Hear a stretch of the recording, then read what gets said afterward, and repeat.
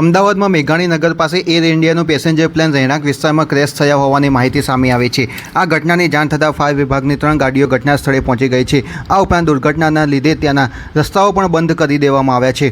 પ્રાથમિક માહિતી અનુસાર એર ઇન્ડિયાનું પ્લેન ટેક ઓફ કર્યાના 10 મિનિટમાં દુર્ઘટના સર્જાઈ હોવાનું સામે આવી રહ્યું છે। આ પ્લેન અમદાવાદથી લંડન જતું હતું।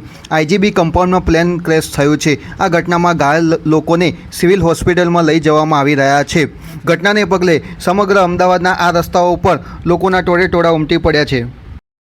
અમદાવાદના મેઘાણીનગરમાં સરદાર વલ્લભભાઈ આંતરરાષ્ટ્રીય એરપોર્ટ પર ટેક ઓફ કરતી વખતે એર ઇન્ડિયાની અમદાવાદથી લંડન જતી ફ્લાઇટ ક્રેશ થઈ હતી। પ્રાથમિક અહેવાલો પ્રમાણે મેઘાણીનગર વિસ્તારમાં ઘોડા કેમ્પ નજીક આઈજીબી કમ્પાઉન્ડમાં આ ઘટના બની હતી। આ ઘટનાની જાણ થતાં ફાયર બ્રિગેડની 3 ગાડી અને પોલીસનો કાફલો ઘટના સ્થળે પહોંચી ગયો છે। આ દરમિયાન દૂર સુધી ધુમાડાના ગોટે જોવા મળ્યા હતા, જેથી આસપાસના રહીશોમાં ભય ફેલાઈ ગયો હતો। આ દરમિયાન ઇજાગ્રસ્તોની સહાય માટે તાત્કાલિક ધોરણે ઇમરજન્સી રિસ્પોન્સ ટીમ પહોંચી ગઈ છે। અનેક ઇજાગ્રસ્તોને સિવિલ હોસ્પિટલ ખસેડાઈ રહ્યા છે। આ વિમાનમાં 242 મુસાફરો હોવાની માહિતી મળી રહી છે। આ ઘટનાની ગંભીરતા ધ્યાનમાં રાખીને પોલીસ અને સેનાના જવાનો પણ બચાવ કાર્ય માટે પહોંચી ગયા છે।